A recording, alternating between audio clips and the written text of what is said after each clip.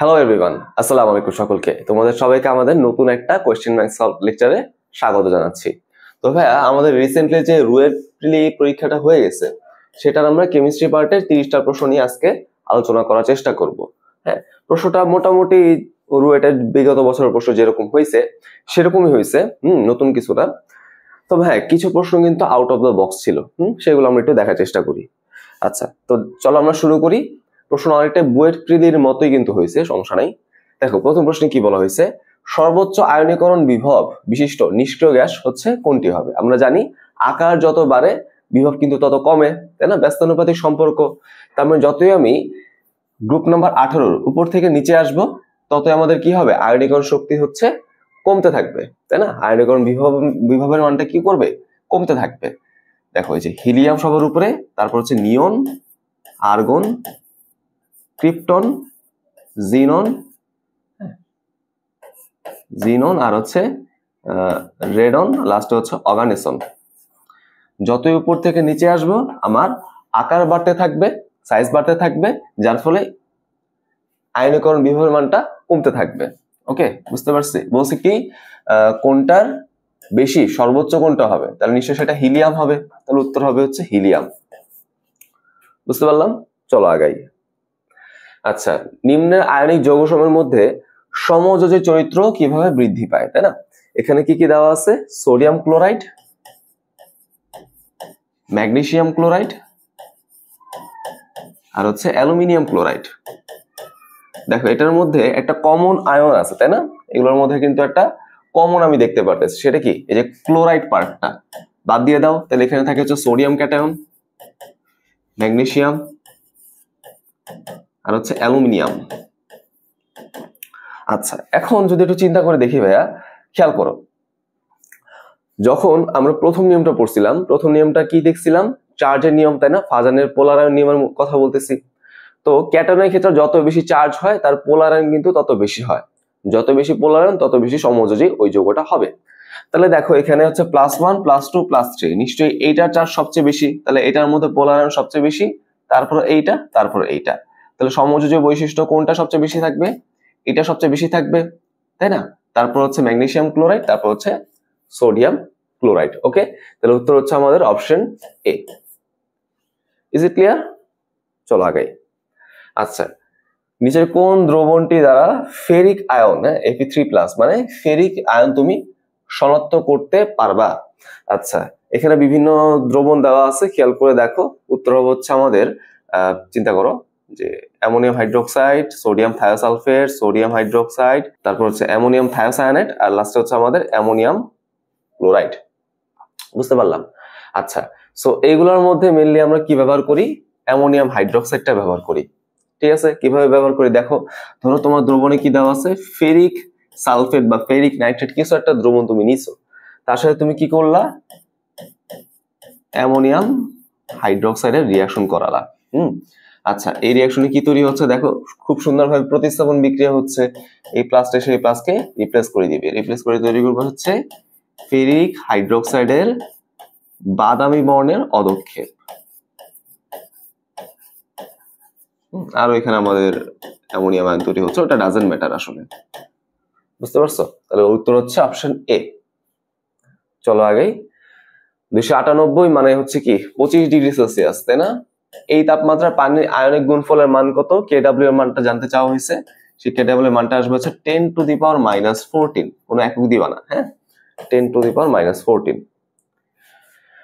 যখন বাষ্পীভবন একটি প্রেসার কুকারে সুরক্ষা ভালভের মধ্যে দিয়ে একটি সূক্ষ্ম ছিদ্রপথে বেরিয়ে যেতে হয়, তখন সেই প্রক্রিয়ার নাম কি? দেখো, কেমিস্ট্রি ভাষায় কিন্তু এই প্রক্রিয়াকে আমরা কি বলি জানো? নিঃসরণ, তাই না? নিঃসরণ, রাইট? আর যদি ইংলিশে বলি, এটাকে আমরা কি বলতে পারি? ইফিউশন। ইফিউশন, হ্যাঁ। আচ্ছা, বাট প্রচলিত টার্মে এই জিনিসটাকে বলা হয় থ্রটলিং। বুঝতে পারছো? থ্রটলিং। ওকে, তুমি যদি চেষ্টা করো যে এটা তো আসলে আমাদের বইয়ে নাই, তাই না? থ্রটলিং তো কোনো বইই নাই। যদি আমরা একটু এক্সক্লুশন মেথডটা অ্যাপ্লাই করার চেষ্টা করি, তাহলে কি আসে দেখো, অ্যাডায়াবেটিক। হ্যাঁ, ডায়াবেটিক মানে হচ্ছে রুদ্ধতাপীয়, অ্যাডায়াবেটিক মানে হচ্ছে অরুদ্ধতাপীয়, এরকমই তো হয় বিষয়টা। চিন্তা করে এখানে কিন্তু রুদ্ধ তাপের কোনো বিষয় নেই, রাইট? তারপর দেখো আইসোথার্মাল মানে সমতাপীয়, তাপমাত্রা নিশ্চয়ই পরিবর্তন হচ্ছে, আমি গরম করতেছি, তাই না? কনস্ট্যান্ট প্রেসার মানে কি সমচাপীয়, চাপেরও তো বিষয়টা নাই, আমি সরু ছিদ্র পথ দিয়ে বের করতেছি, তাহলে নিশ্চয়ই চাপের তারতম্য আছে, নিঃসরণ নিশ্চয়ই চাপের তারতম্যের কারণে হয়, তাই না? আচ্ছা, লিচিংও তো ওরা পড়ে নেই কোথাও, তাই না? এটা মেনলি চামড়ার সাথে জড়িত হতে পারে। সেই জন্য এক্সক্লুশন মেথড অনুযায়ী আমরা কিন্তু থ্রটলিংটাকে উত্তর চিন্তা করতে পারি। যদি একটু টাফ হয়ে যায়, পরেরটা দেখি, নিচের কোনটি কিটোনের functional group C double bond O? এইটা হচ্ছে আমাদের সেই কিটোনের সাধারণ সংকেত, তাহলে সিও হচ্ছে তার ফাংশনাল গ্রুপ, তাই না? OH হচ্ছে অ্যালকোহলের ফাংশনাল গ্রুপ, সি ডাবল হচ্ছে কার্বক্সিলিক অ্যাসিডের ফাংশনাল গ্রুপ, CHO এটা হচ্ছে অ্যালডিহাইডের ফাংশনাল গ্রুপ, আর COO এটা হচ্ছে কার্বক্সিলিক অ্যাসিডের লবণের ফাংশনাল গ্রুপ, সোডিয়াম লবণ আর কি। কপার অ্যাসিটাইলাইট বা কপার অ্যাসিটিলাইট, এটার বর্ণ কিরকম হবে? খুব ভালো কথা, এটা কোত্থেকে পাইছি জানো? এটা মেনলি অ্যালকাইন 1 এর অধক্ষেপের বর্ণ ওই টপিকটা থেকে চলে আসছে। দেখো আমি যদি চিন্তা করি এখানে আমাদের কি আছে, অ্যালকাইন 1 আছে, ধরো ইথাইন, ইথাইনের সাথে আমি কি করলাম, ইথাইনের সাথে হচ্ছে আমরা ডাইঅ্যামিন কিউপ্রাস ক্লোরাইড, হ্যাঁ, ডাইঅ্যামিন কিউপ্রাস ক্লোরাইড, এই আয়নটার সাথে বা এই উপাদানটার সাথে মিললে রিয়াকশনটা হয়। ঠিক আছে, এই উপাদানটা কোত্থেকে আসলো বলো তো? তুমি বলতে পারো এটা কোত্থেকে আসছে? মেইনলি তোমাদের বইয়ে লেখা আছে অ্যামোনিয়াম হাইড্রোক্সাইডের দ্রবীভূত বা অ্যামোনিয়ার জলীয় দ্রবণে দ্রবীভূত কিউপ্রাস ক্লোরাইডের দ্রবণ, তুমি চিন্তা করতে পারো এরকম। সেখানে মেইনলি আলটিমেটলি বিক্রিয়া করে এরকম একটা উপাদান তৈরি হয়, এরকম একটা জটিল আয়ন তৈরি হয়, এরা হচ্ছে আলটিমেটলি এখানে রিয়াকশন করে। দেখো এখানে যেহেতু একটা ধাতব উপাদান আমি দেখতে পারতেছি, এই ধাতব উপাদান কি করবে, এই হাইড্রোজেন গুলোকে রিপ্লেস করে দিবে। হ্যাঁ, যতগুলো আমাদের বলতে পারো যে sp কার্বনের সাথে হাইড্রোজেন থাকে, একটা থাকলে একটা, দুইটা থাকলে দুইটা, এখানে যেহেতু আমি দুইটা পাচ্ছি, সো দুইটাকে সে রিপ্লেস করবে। ওকে, আর এখানে কি হয়, একটা অ্যামোনিয়া অণু হচ্ছে গ্যাস তৈরি করে, আরেকটা অ্যামোনিয়া অণু হচ্ছে লবণ তৈরি করে। ওকে, তাহলে একটু বিষয়কে আমরা বুঝতে পারলাম। আচ্ছা, তো দেখো মেইনলি আমাদের জানতে হবে হচ্ছে এই পার্টটা। হ্যাঁ, এই দেখো আমাদের মেইনলি দরকার হচ্ছে এই অংশটা, এইটার কালার কি হবে, এইটার কালার হবে হচ্ছে মেইনলি লাল। ওকে, এটার কালার কিন্তু লাল, রেড, বুঝতে পারলাম? তাহলে বর্ণ কি হবে, লাল। আশা করি এটা ক্লিয়ার। চল আগাই। এরপর কি বলছে, কোন শ্রেণীর আয়নে 3+ জারণ সংখ্যার পরমাণু? আচ্ছা, তার মানে এখানে মেইনলি জারণ সংখ্যাগুলোকে ক্যালকুলেট করতে হবে। খেয়াল করে দেখো, এখানে যদি আমি ক্যালকুলেট করতে যাই, অক্সিজেন হচ্ছে -2, তাহলে 4 দুগুণ হচ্ছে 8, তাই না? তাহলে x - 8 = -3, রাইট? তাহলে x এর মান কত আসবে, 5, তো +5 আসে, হলো না তো বিষয়টা? আমার লাগবে কি +3, তাহলে এটা হবে না। H2O3 2-, এখানে চিন্তা করে দেখো, এটা কিন্তু একটা ব্যতিক্রম ছিল, তাই না? হিসাব করলে কিন্তু আমাদের কত আসে বলতো, 3 দুগুণে 6, 6 4 2+ আসে, তাই তো? এখানে x এর মান আসে হচ্ছে 2+, বাট আমরা জানি এখানে কিন্তু একটা ব্যতিক্রম আছে, তাই না? রাইট, +4 - 2। আচ্ছা, যাই হোক, তাও কিন্তু মিললো না, বাদ। এটা দেখি একটু, এখানে কত আসে দেখো, ধরলাম এটা x, 2 দুগুণে হচ্ছে 4 -1, তার মানে দেখো এটা কত আসবে, +3 আসবে, তাহলে এটাই কিন্তু আমাদের উত্তর হয়, তাই না? এটাই কিন্তু আমাদের সেই +3। বাকিগুলো দেখতে পারো, 2 দুগুণে 4, 4 আর 1 5, +5, 4 দুগুণে 8, 8 থেকে 1 গেলে 7, +7। বুঝতে পারছো, কোনোটাই কিন্তু মিলবে না, উত্তর হবে অপশন সি। পরে দেখি কি বলছে, এখানে দেখো একটা অঙ্ক চলে আসছে, তাই না? কি বলছে যে 5 অ্যাম্পিয়ার মাত্রার তড়িৎ 60 মিনিট ধরে আমি চালনা করলাম কপার সালফেট দ্রবণের মধ্যে দিয়ে, তড়িৎ দ্বারে কি পরিমাণ কপার সঞ্চিত হবে, তাই না? W মানটা বের করতে বলছে। সো ফর্মুলা বসাই, W = MIT/EF, তাই তো? এম এর মানটা কি বলতো, যা জমা হচ্ছে তার মোলার ভর, হ্যাঁ, 1 মোলের ভর। কপার জমা হচ্ছে, সো 63.5। হ্যাঁ, আয়ের মান কত দেখো, 5 অ্যাম্পিয়ার, তাই তো? আয়ের মান কিন্তু দেখো 5 অ্যাম্পিয়ার, তার মানে 5। টি এর মানটা দেখো 60 মিনিট, তার মানে কি আসবে, 60 গুণ 60 মানে 3600। আচ্ছা, গেল। ই এর মান কত বলতো, কপার 2+ অবস্থায় আছে, তাই না? তাহলে 2+ থেকে 0 হইতে হবে, ই এর মান 2, আর এটা হচ্ছে 96500, এটা তো আমরা আসলে জানি, তাই না? এটা করলে আমাদের উত্তর বের হয়ে যাবে। আচ্ছা, তাহলে আসো আমরা একটু দেখি কিভাবে এটা ক্যালকুলেট করা যায়।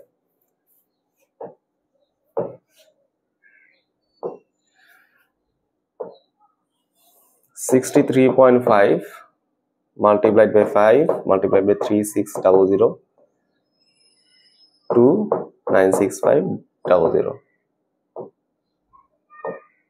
5.92 ওকে এটা উত্তর কত আসবে 5.992 তাই না 92 এত গ্রাম কোথাও কি আছে দেখো এই যে অপশন এ এটাই তাহলে আমাদের উত্তর ওকে আশা করি এটা আমাদের ক্লিয়ার চলো তাহলে আমরা আগাই আচ্ছা কি বলছো দেখো কোন একটি উপাদানের ইলেকট্রন বিন্যাস দেওয়া আছে এরকম ওকে বলছে এটা কোথায় অবস্থান করতেছে প্রথমে দেখি আমরা পর্যায়গুলোকে ফিক্স করার চেষ্টা করি সর্বশেষ কক্ষপথ বা শক্তি স্তরই হচ্ছে তার পর্যায় সংখ্যা সেটা হচ্ছে 4 নাম্বারটা তাই না তাহলে এখানে যেখানে 4 আছে সেগুলো উত্তর হইতে পারে বাকিগুলো কিন্তু ভুল আচ্ছা তারপর দেখার চেষ্টা করি যেহেতু এখানে শেষ ইলেকট্রন কোথায় গেছে বলো তো 4s এ কি গেছে না আউটবাউন্ড নীতি অনুযায়ী 3p এর পর গেছে হচ্ছে 4s এ 4s এর পর আসলে হচ্ছে 3d তে শেষ ইলেকট্রন গেল কোথায় 3d তে তাহলে এটা কিন্তু এই ফরম্যাটে আমরা কি করব ইলেকট্রন গুলে গ্রুপ সংখ্যা বের করব হ্যাঁ এই ফরম্যাটে যে d তে গেল সেই d এর ইলেকট্রন সংখ্যা প্লাস তার পরের শক্তি স্তরের s এর ইলেকট্রন সংখ্যা হ্যাঁ সাথেরটা না কিন্তু 3d মানে কিন্তু 3s নিব না 4s টা নিতে হবে পরেরটা নিতে হবে তাহলে দেখো 3d তে আছে 5টা ইলেকট্রন আর 4s আছে হচ্ছে একটা ইলেকট্রন রাইট তাই না তাহলে আমরা যদি নরমাল মেথডে যাইতাম তাহলে এটা কত নম্বর গ্রুপে আসতো 6 নম্বর গ্রুপে আসতো বাট আমাদের সেরকম কিছু নাই এ বি উপশ্রেণী দেওয়া আচ্ছা মনে রাখতে হবে এস এবং পি হচ্ছে এ উপশ্রেণীতে এই কথাটা তোমরা একটু মনে রাখো তোমাদের বই কিন্তু নাই তাহলে আমি যদি এখানে উপশ্রেণী চিন্তা করি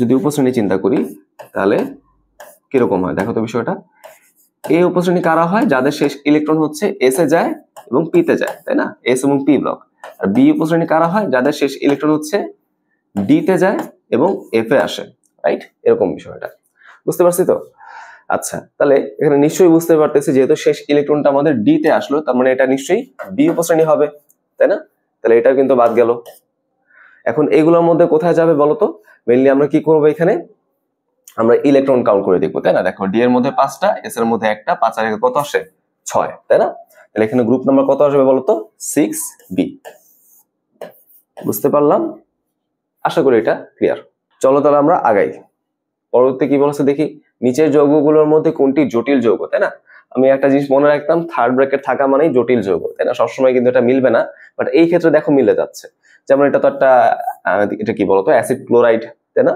আর এটা কি একটা ক্যালসিয়াম ক্লোরো হাইপোক্লোরাইড এটা হচ্ছে অ্যানহাইড্রাইড এটা হচ্ছে এস্টার এগুলো তো কোনোটাই জটিল যৌগ না একমাত্র এই যে ডাইঅ্যামিন সিলভার ক্লোরাইড এইটা হচ্ছে একটা জটিল যৌগ রাইট এইটাই কিন্তু আমাদের কি আসবে উত্তর আসবে ঠিক আছে আচ্ছা চলো তাহলে আমরা সামনে আগাই আচ্ছা এখানে কি বলছে কোন সমীকরণের ক্ষেত্রে কেপিকেসির মান 1 নয় 1 কখন হয় বলতো যখন আমাদের ফর্মুলার মধ্যে যদি আমি খেয়াল করে দেখি KP equal to KC RT to the power del n যখন এই ফর্মুলায় ডেল এন এর মানটা 0 হয়ে যায় 0 হয়ে গেলে আরটি টু দি পাওয়ার 0 মানে 1 তখন কিন্তু কেপি ইকুয়াল টু কেসি চলে আসে আমাকে বলছি কি 1 হবে না তার মানে ডেল এন এর মানটা কিন্তু 0 হইতে পারবে না 0 ছাড়া যে কোনো সংখ্যা হইতে পারে 0 কখন হয় বলতো ডেল এন মানে তো উৎপাদ মাইনাস বিক্রিয়ক তাই না তার মানে উৎপাদের মোল সংখ্যা যদি বিক্রিয়কের মোল সংখ্যা সমান হয়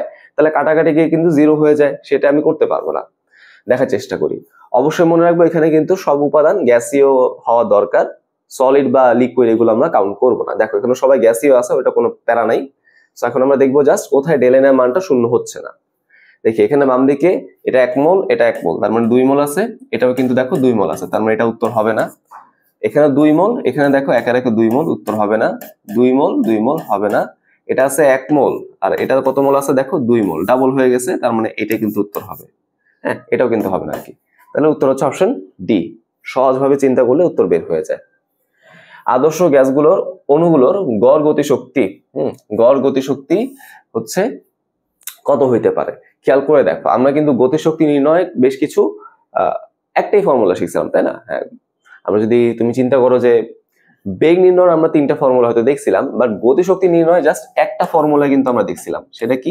ইকুয়াল টু 3/2 nRT তাই না 3/2 nRT তাহলে চিন্তা করে দেখো ভাই আমি যদি পরিমাণটাকে নির্দিষ্ট করে দেই তাহলে দেখো nটা কিন্তু কনস্ট্যান্ট আর 3/2 টা আগে থেকে কনস্ট্যান্ট, আর তো আগে থেকে কনস্ট্যান্ট। তার মানে বিষয়টা কিরকম আসবে, ই কে সমানুপাতিক টি, অর্থাৎ কেলভিন স্কেলের তাপমাত্রারই মেইনলি সমানুপাতিক হবে হচ্ছে গতিশক্তি। ওকে, বুঝতে পারছি?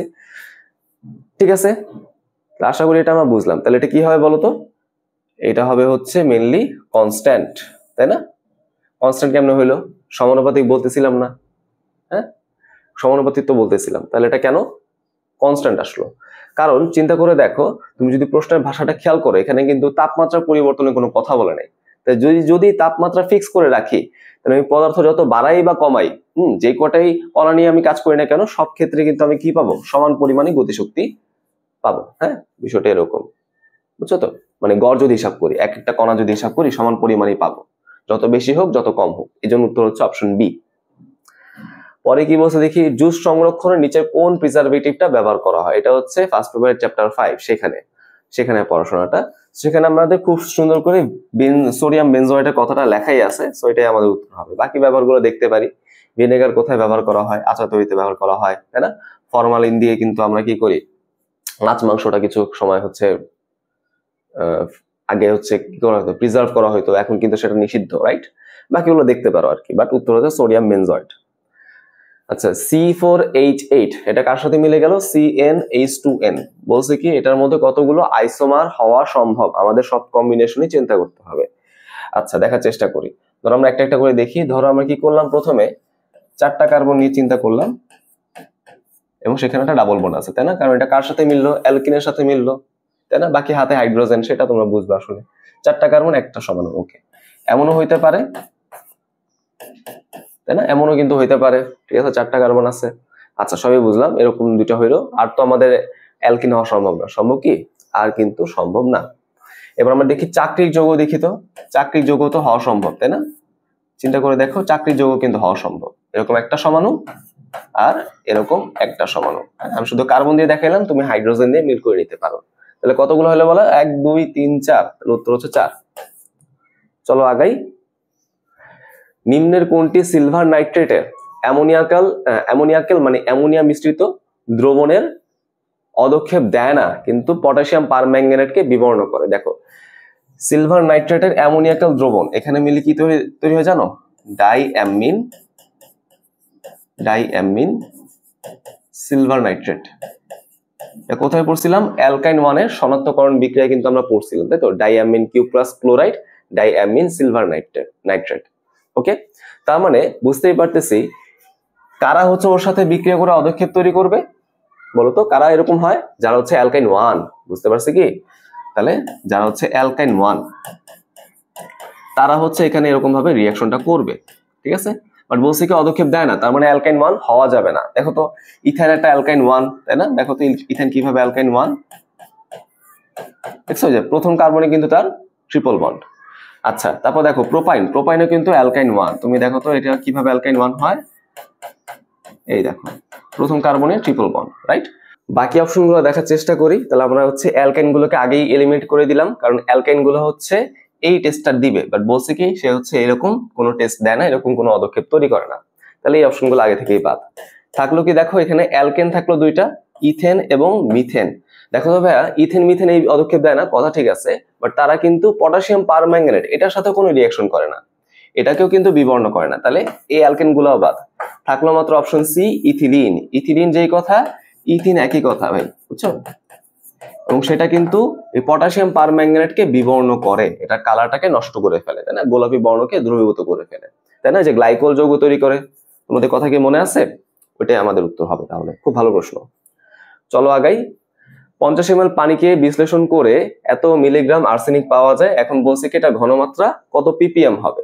তো মনে রাখবো আমরা ppm এ ঘনমাত্রা। দেখো 1 ppm মানে কি বলতো, 1 মিলিগ্রাম পার লিটার। হ্যাঁ, তার মানে ppm যে কথা, মিলিগ্রাম পার লিটার কিন্তু একই কথা। তাহলে আমি যদি মিলিগ্রামে ভরটা নেই, সেটা আয়তনটাকে যদি আমি লিটারে চিন্তা করি, তাহলে কিন্তু আমার কাজ হয়ে যায়। ওকে, তাহলে দেখো এখানে আমাদের ভরটা কত আছে, তাহলে মানে এটা তুমি W/V চিন্তা করতে পারো। ভরটা হচ্ছে 0.025। হ্যাঁ, এত কি আসলো বলতো, মিলিগ্রাম আসলো। আচ্ছা, আয়তনটা কি বলো, 50 ml। এটাকে যদি আমি 1000 দিয়ে ভাগ করে দিই, তাহলে কিন্তু আমাদের লিটারে মানটা চলে আসে। ওকে, আচ্ছা এখন তুমি যদি এখানে হিসাবটা করো তাহলে কিন্তু তোমার উত্তর চলে আসে, তাই না? আচ্ছা দেখি তো আমরা হাতে হাতে ক্যালকুলেট করতে পারি কিনা, যদিও ক্যালকুলেটর অ্যালাউড ছিল, তাও দেখি আমরা পারি কিনা। 1 2 3 উপর আসবে হচ্ছে 25 ইন্টু 10⁻³ নিচে তো আসলো আমাদের 50 এত ppm, তাই না? ppm কিন্তু এখানে হয়ে গেছে, তাই না? দেখো ppm কিন্তু এখানে হয়ে গেছে, রাইট? দেখো এটা কাটাকাটি গেল, 25/50 মানে হচ্ছে 0.5। সো এটা কিন্তু আমরা হাতে হাতে করতে পারলাম, ঢাবি স্ট্যান্ডার্ড প্রশ্ন।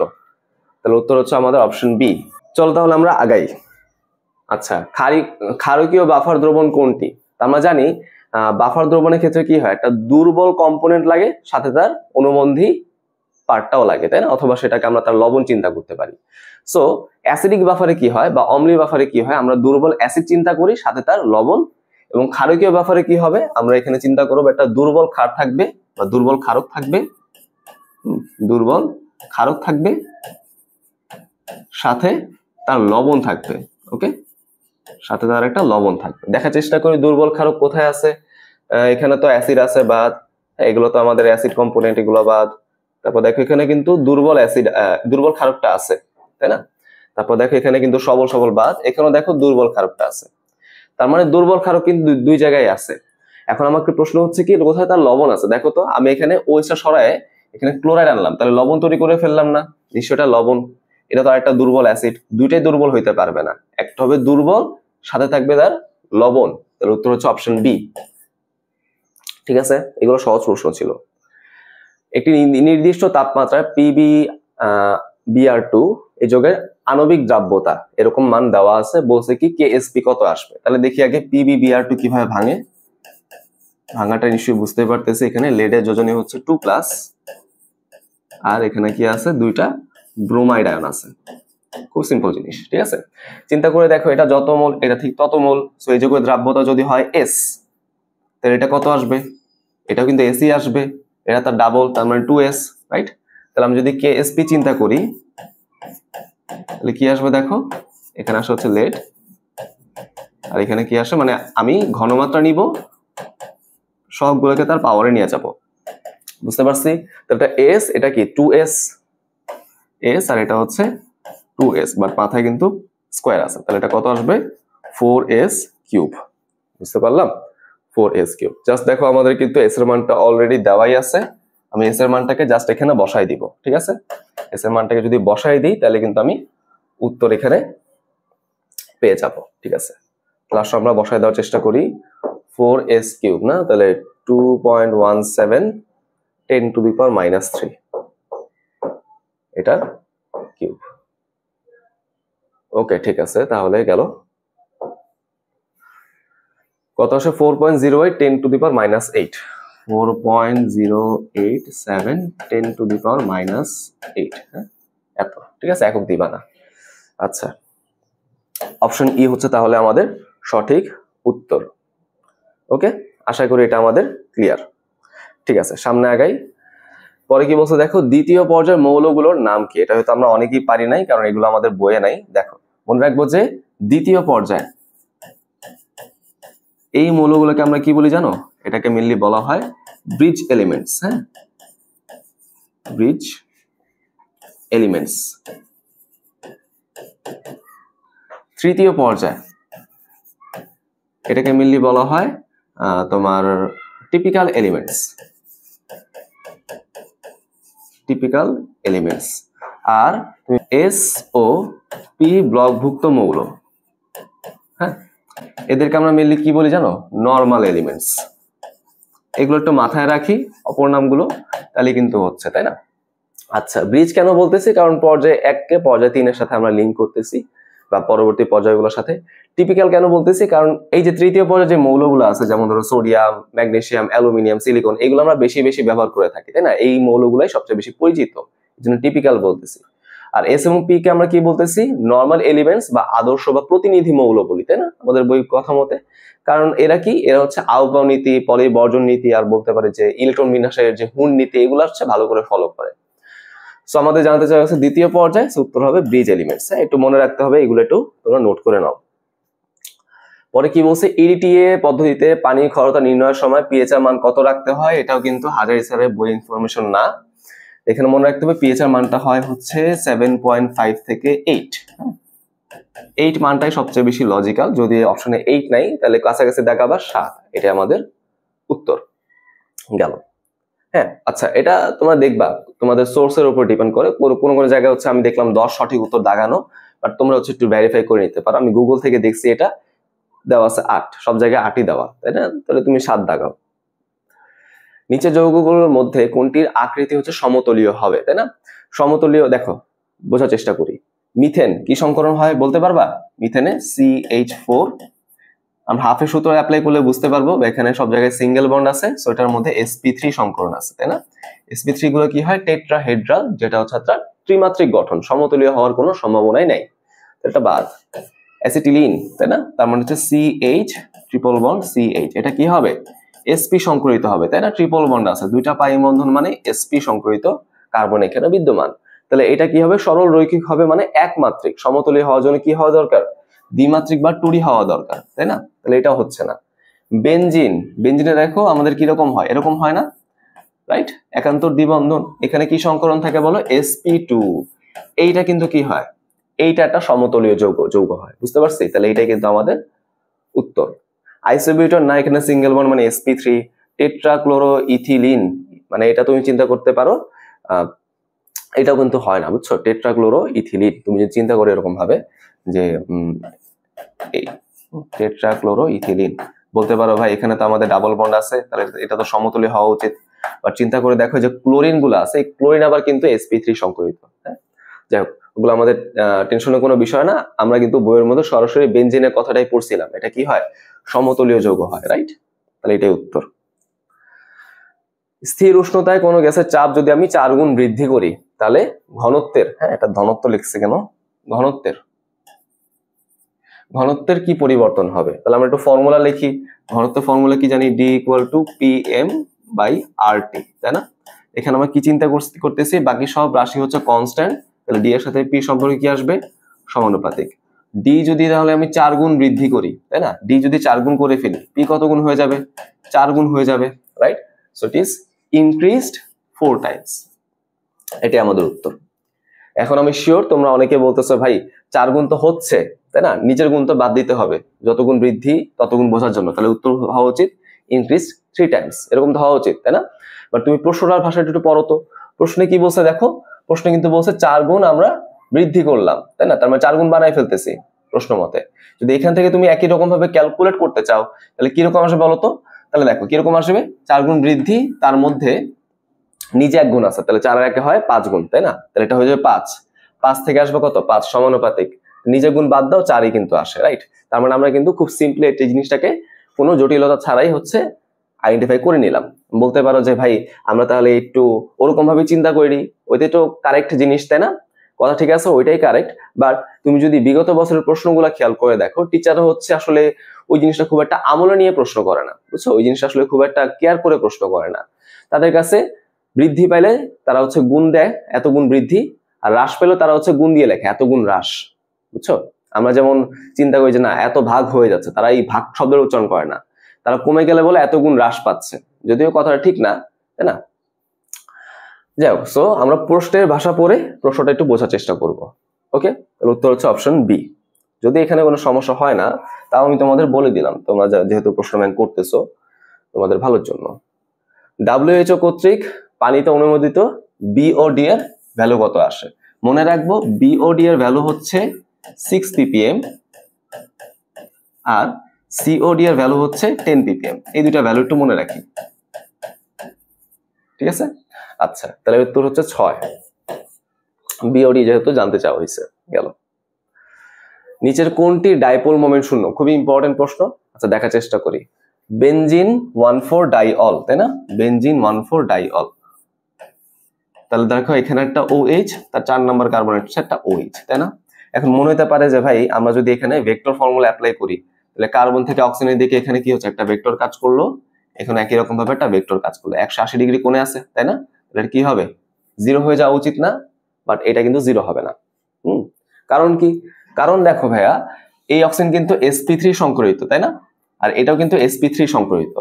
তার মানে এটার গঠনটা কিন্তু বেনজিনের সাথে একটা তলে থাকবে না। বেনজিন তো সমতলীয়, একটু আগে দেখলাম, বাট এইগুলা কিন্তু সমতলীয় না, বুঝছো? তার মানে যদি এরকম হয় তারা তল থেকে দুইটাই উপরের দিকে উঠে আসছে, তাই না? তখন কিন্তু ডাইপোল মোমেন্ট আর 0 হবে না। হিসাব করে দেখা যায় এটা ডাইপোল মোমেন্ট কত আসে জানো? 1.4 ডাইঅপ্টার। ওকে, বুঝতে পারলাম কি? এটা কিন্তু উত্তর হবে না। দেখে মনে হচ্ছে উত্তর হবে, বাট আসলে কিন্তু না। পরেরটা দেখার চেষ্টা করি। এখানে কি আছে? ট্রান্স 1,2 ডাইক্লোরো ইথিন, তাই না? আচ্ছা, আমি যদি ইথিন চিন্তা করি, কি বলছে? ট্রান্স হবে, তাই না? ধরো এখানে একটা ক্লোরিন, তাহলে এখানে একটা ক্লোরিন, রাইট? আর বাকি হাতে আমাদের হাইড্রোজেন।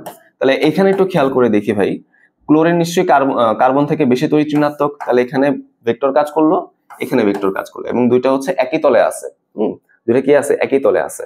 তার মানে এখানে 180 ডিগ্রি কোণে কাজ করলো, সো এইটার মিউ কিন্তু কত আসবে? 0 আসবে। তাহলে উত্তর কি হবে বলতো? এটা কিন্তু আমাদের উত্তর আসতেছে যুক্তি মতে। সিস হলে কি উত্তর হবে না? দুইটা এক পাশে চলে আসে, তার মানে একটা নিট মিউ কিন্তু থাকবে, মোমেন্ট কিন্তু থাকবে। 1,1 ডাইক্লোরো ইথেন, না এটাও কিন্তু হয় না। তুমি চিন্তা করে দেখো, ইথেন তো ক্লোরিন দুটো যদি এক পাশে থাকে তাহলে কিন্তু হচ্ছে না। ওকে, 1 ক্লোরো 1 ব্রোমো দুটো আলাদা হয়ে গেছে, তাহলে তো হবেই না। উত্তর হচ্ছে আমাদের অপশন বি। এটা কিন্তু টাফ ছিল, হ্যাঁ, প্রথম ইনস্ট্যান্সে কিন্তু এটাই আমাদের উত্তর মনে হয়। দুইটা উত্তর অনেকের মনে হইতে পারে, সো এটা কিন্তু টাফ ছিল। চলো আগাই। অম্লীয় মাধ্যমে যদি আমি অ্যানিলিনকে ক্লোরিনেশন করি, তাই না? অ্যানিলিন হচ্ছে একটা অর্থপ্যারা নির্দেশক, তাই না? শুধুমাত্র নাইট্রেশন করতে গেলে একটু ভেজাল হয়, মেটা সমাণু তৈরি হয়ে যায়। বাকি সব ক্ষেত্রে কিন্তু কোনো সমস্যা নাই। এখানে ক্লোরিনেশন করলাম মানে ক্লোরো যৌগ তৈরি হবে। অর্থপ্যারা নির্দেশক মানে কি? অর্থ এবং প্যারা ক্লোরো সমাণু তৈরি হবে, রাইট? তাহলে দেখো যে মিক্সচার অফ অর্থ অ্যান্ড প্যারা ক্লোরো অ্যানিলিন। হ্যাঁ, বুঝতে পারছি? তাহলে এটাই আমাদের উত্তর। শুধুমাত্র যে একা অর্থ ক্লোরো হবে বা একা প্যারা ক্লোরো হবে এমন কোনো কথা নাই, এটা একটা মিক্সচার তৈরি হবে, প্রায় সমান সমান পরিমাণ তৈরি হচ্ছে। আচ্ছা দেখি পরবর্তীতে কি বলছে। এই যে রিয়াকশনটা দেওয়া আছে এখানে, কোষের ইএমএফ কত? যদি আমরা অপ্রমাণ অবস্থায় যাই, নার্নেসের সমীকরণের মধ্যে চলে যাই, তাহলে অবশ্যই বিক্রিয়াটা লিখে আমাকে সমতাকরণ করতে হবে। চেষ্টা করে দেখো, জিঙ্ক থেকে আমরা কি পাচ্ছি? জিঙ্ক 2+, তাহলে অবভিয়াসলি এখানে দুইটা ইলেকট্রন বের হয়ে গেছে, তাই না? একদম অবভিয়াস কথা। সিলভার প্লাস থেকে কি হচ্ছে বলতো? সিলভার, তাই না? সিলভার, তাহলে অবভিয়াসলি আমরা বুঝতেই পারতেছি ভাই ইলেকট্রন সে নিবে। আর যদি আমি সমান করতে চাই তাহলে 2 দিয়ে কিন্তু গুণ করতে হবে, তাই না? আচ্ছা, আর যোগ করার দরকার নাই, আমরা বুঝতেই পারতেছি এখানে কি হবে। আচ্ছা আমি করে দিই, সমস্যা নাই। জিঙ্ক এবং দুইটা সিলভার তৈরি হবে কি? দুইটা আচ্ছা সিরিয়াল বাই লিখি, জিঙ্ক 2+ এবং হচ্ছে দুইটা সিলভার আয়ন। আচ্ছা ঠিক আছে, গেল। এখন আমরা যদি চিন্তা করি যে এখানে ই সেলের মানটা কত আসবে, আসো আমরা দেখি সেটা। E cell equal to E not cell, formula কি? মাইনাস কত ডিগ্রি সেলসিয়াস তাপমাত্রা বলছে এমন কোনো উল্লেখ নাই, তাহলে আমরা 25 ডিগ্রি ধরলাম। আমরা 0.0592 না বলা থাকলে আমরা প্রমাণ কন্ডিশন 25 ডিগ্রি ধরবো, এখানে কিন্তু এসটিপি ধরা যাবে না। তারপর হচ্ছে নিচে কি আমাদের ই দিয়ে ভাগ, তাই না? ই কত? 2 মোল ইলেকট্রনের ট্রান্সফার, 2 মোল ইলেকট্রনের আদান প্রদান হলো আর কি। তার মানে এখানে মানটা হচ্ছে 2, তাই না? তারপর আমাদের কি ছিল? সূত্রের লগ ছিল, তাই না? 2.303 এখানে কিন্তু আমরা ক্যালকুলেট করে ফেলছি। তারপর উৎপাদন আয়ন ডিভাইডেড বাই বিক্রিয়কের আয়ন, তাই না? উৎপাদন আমাদের জিঙ্ক 2+, আর নিচে হচ্ছে বিক্রিয়কে আমাদের সিলভার প্লাস। জিঙ্ক 2+ এর ঘনমাত্রা কত? 0.001, 0.001। আর নিচে হবে কি সিলভার ঘনমাত্রা কত? 0.1, বাট এখানে কিন্তু স্কোয়ার হবে, তাই না? 0.1, বাট এখানে কি হবে? স্কোয়ার হবে। বুঝতে পারলাম? তাহলে এটা যদি আমি ক্যালকুলেট করে ফেলি তাহলে কিন্তু উত্তর আমরা পেয়ে যাব। হ্যাঁ, এটা ক্যালকুলেট করে ফেললে আমরা উত্তর পেয়ে যাব। ঠিক আছে, দেখো ই নট সেলের মানও কিন্তু বলা আছে 1.56, তাহলে আমাদের সুবিধাই হলো আমরা এখানে 1.56টা বসাই দিব। ঠিক আছে, আমি তোমাদের দেখাই দেই। এখানে আমরা কত বসাচ্ছি? 1.56। ওকে, তারপর আমরা হিসাব করব। আচ্ছা 1.56 মাইনাস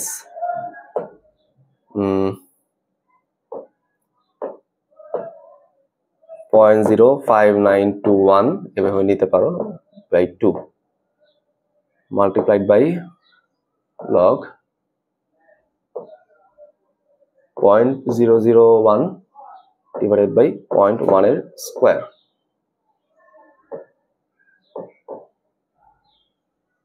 ঠিক আছে, এটা কত আসে 1.5896।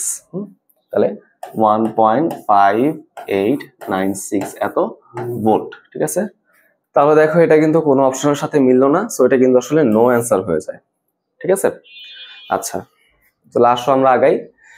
সম্পূর্ণভাবে ডিসচার্জ অবস্থায় লেড অ্যাসিড ব্যাটারির ঋণাত্মক প্লেটের রং কেমন হবে? এটা কারোরই পারার কথা না, একদম বইয়ের ভিতরে ইনফরমেশন, বই খুঁজে কিন্তু পাই না। এটা উত্তর হবে পিওর হোয়াইট। হ্যাঁ, এটা হবে উত্তর। চলো আগাই। কি বলছে? অতিবেগুনি রশ্মির তরঙ্গ দৈর্ঘ্য 400 ন্যানোমিটার হলে এর তরঙ্গ সংখ্যা কত হবে? আচ্ছা, তরঙ্গ সংখ্যা মানে হচ্ছে মেনলি তুমি চিন্তা করো নিউ বার। ওকে, নিউ বারের ফর্মুলা কি ছিল? 1/λ, তাই না? তার মানে এই মানটাকে উল্টা করে দাও, তাহলে তোমার কাজ হয়ে যাবে। আচ্ছা, তো অবশ্যই তোমাকে ন্যানোমিটারকে কি করতে হবে? মিটারে কনভার্ট করে ফেলতে হবে, তাই না? তাহলে তোমার উত্তর এখানে বের হয়ে যায়। ঠিক আছে, সো এটা করলে কিন্তু আমাদের উত্তর বের হয়ে যাবে। দেখি কত আসে। দেখো, এটা কিন্তু আরেকটা জিনিস খেয়াল করো, এখানে কিন্তু পার সেন্টিমিটারের কথা বলা হয়েছে, তাই না? এই হিসাবটা করলে কিন্তু পার মিটারে আসবে। বুঝতে পারছে কি? প্রতি মিটারে কতগুলা সেটা আসবে। তার মানে এই যে নিচে যে মিটার নিলাম, সেই মিটারটাকে আমরা কি করব? সেন্টিমিটারে কনভার্ট করে ফেলবো। কিভাবে সেন্টিমিটারে কনভার্ট করে ফেলবো বলো? 10 স্কোয়ার দিয়ে গুণ করে। মানে 10⁻⁻7 নিলেই কিন্তু আসলে কাজটা হয়ে যায়। তার মানে আমরা যদি এখানে চিন্তা করি, তাহলে 1/400 ইন্টু 10⁻⁻7 কত আসে? এটা 2500 আসে, তাই না? 2500, 25000। ওকে, কত মিটার পার সেন্টিমিটার? তাহলে 2.5 10⁻⁴, তাই তো? 2.5 10⁻⁴ এত পার সেন্টিমিটার। দেখি তোদের কোথাও আছে কিনা। এই যে উত্তর হচ্ছে অপশন ই। বুঝতে পারলাম? আশা করি এটা আমাদের ক্লিয়ার। আরেকটা মাত্র প্রশ্ন বাকি, সেটা হচ্ছে এই প্রশ্নটা। বোর পরমাণু মডেল অনুযায়ী চতুর্থ শক্তি স্তরে মানে এন এর মান কত? 4। এখানে কৌণিক ভরবেগ কত হবে? সো কৌণিক ভরবেগের ফর্মুলা কি বলো? mvr = nh/2π। এখানে কিন্তু এই ফরম্যাটে অপশনগুলো দেওয়া আছে, তাই না? আমরা একটু অ্যাপ্লাই করার চেষ্টা করি। n এর মানটা 4, সো 4h/2π কাটাকাটি করো, এখানে 2 থাকে, সো 2h/π। এটা হবে আমাদের সঠিক উত্তর। হ্যাঁ, 2h/π, অপশন ডি। ঠিক আছে, সো এই ছিল ভাই আমাদের রুয়েট প্রিলির প্রশ্নগুলো। রুয়েট রিটেনের প্রশ্নগুলো যদি কারো কাছে থাকে অবশ্যই আমাদের জানাও, আমরা সেটা ইনশাআল্লাহ সলভ দেওয়ার চেষ্টা করব। ঠিক আছে, তো ততদিন সবাই ভালো থাকো। আসসালামু আলাইকুম।